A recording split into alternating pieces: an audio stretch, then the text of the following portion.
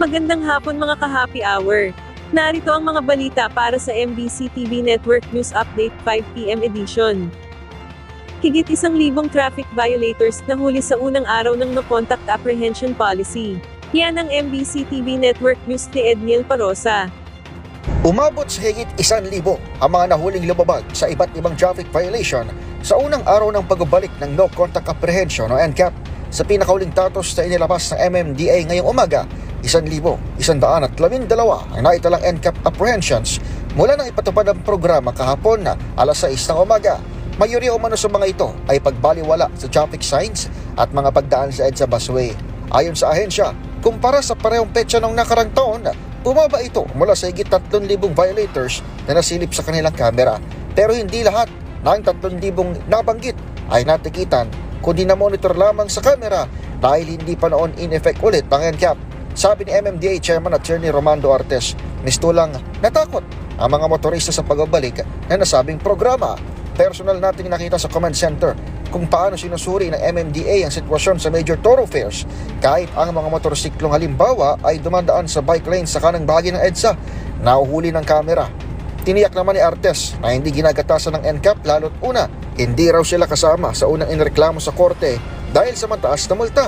Pangalawa, wala umanong third party ang MMDA dahil sarili nilang sistema ang ginagamit na AI o Artificial Intelligence Camera at iba pa para sa NCAP. Samantala, sa halip na sa isang linggo, isang buwan nang ipatutupad ang dry run ng odd-even scheme na nakaumang sa June 16 kasabay ng planong pagkukumpuni sa EDSA. Nilinaw naman ng MMDA na oras na ipatupad ito sa EDSA, hindi iiral ang normal na number coding scheme at tuloy pa rin naman umano sa iba pang panig ng Kalakhang, Maynila. Para sa MBC TV Network News, ito si Edniel Parosa na DZRH. Una sa Pilipinas, una sa Pilipino.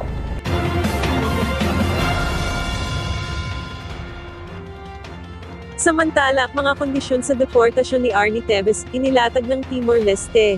Naglatag ng mga kondisyon ng Timor-Leste bago pinayagan ang deportasyon sa pinatalsik na mambabatas na si Arnie Teves Jr. ayon kay National Bureau of Investigation Director Jaime Santiago. Kabilang dito ay ang Certificate of Handover na nagmamandato na dapat trituhin ng makatao si Teves at huwag ikulong ng mahigit sa 40 taon. Ipinaliwanag naman ng NBI chief na sa ilalim ng Article 70 ng Revised Penal Code, nililimitahan ng threefold rule ang kabuoang panahon na maaaring isilbi ng isang convict ang kanyang sentensya sa kulungan kahit pa sa mga patong-patong na kaso. Nasa 40 taon ang maximum na taong pagkakabilanggo ng isang convicted sa kabila pa ng dami o bigat ng hatol. Ang karagdagan pang kondisyon ay hindi dapat maging subject ng torture si Teves at dapat na maintain sa detention facilities na tumatalima sa international standard. Tinukoy din dito na hindi dapat masentensyahan si Teves ng kamatayan at dapat na mabigyan ng patas at public trial salig sa batas ng Pilipinas.